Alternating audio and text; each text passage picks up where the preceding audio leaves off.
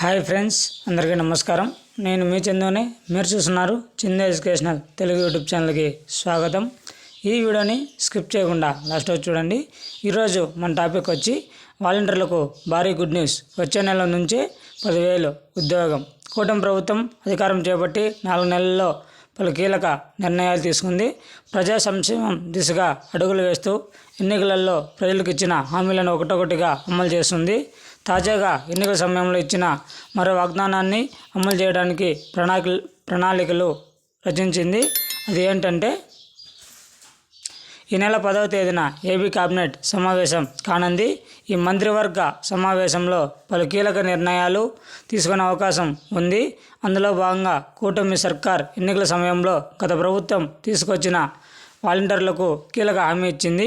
వారికి గౌరవవేతనం పెంచడమే కాకుండా వారిని విధుల్లోకి కొనసాగిస్తామని, ఎవరూ రాజీనామా చేయొద్దని హామీ ఇచ్చింది.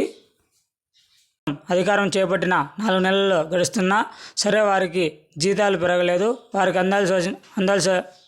అందించవలసిన వేతనాలు కూడా అందించడం లేదు. సీఎం చంద్రబాబు ముందు ఎన్నిసార్లు వాలంటీర్ ప్రస్తావన వచ్చినప్పటికీ వారికి త్వరలోనే మంచి అవకాశాలు కల్పిస్తాము, ఎవరికి ఇబ్బంది కలగకుండా నిర్ణయాలు తీసుకుంటామని చెబుతూనే వస్తున్నారు. గత వైసీపీ సర్కార్ వాలంటీర్ల సాయంతోనే అన్ని పథకాలను ప్రజలకు చేరువేసింది. అయితే కూటమి ప్రభుత్వం అధికారం చేపట్టిన తర్వాత పరిస్థితి పూర్తిగా తారుమారైపోయింది. ప్రభుత్వం పథకాల అమలు, లబ్ధిదారుల గుర్తింపు, వాలంటీర్ కీలకంగా వ్యవహరించిన పెన్షన్ల పంపిణీలు కూడా వారికి పారదర్శకంగా మారింది.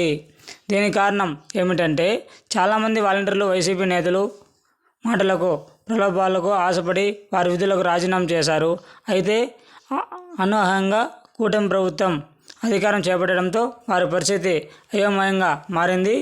దీంతో వారిని తిరిగి కొనసాగించాలని ప్రభుత్వాన్ని కోరుతున్నారు.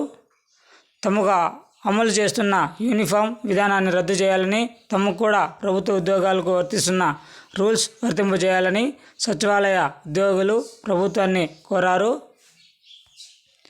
ఇటీవల నిర్ణయించిన ఓ సమావేశంలో మాట్లాడిన సీఎం చంద్రబాబు త్వరలోనే వాలంటీర్లకు సంబంధించి గుడ్ న్యూస్ చెప్తామని అన్నారు.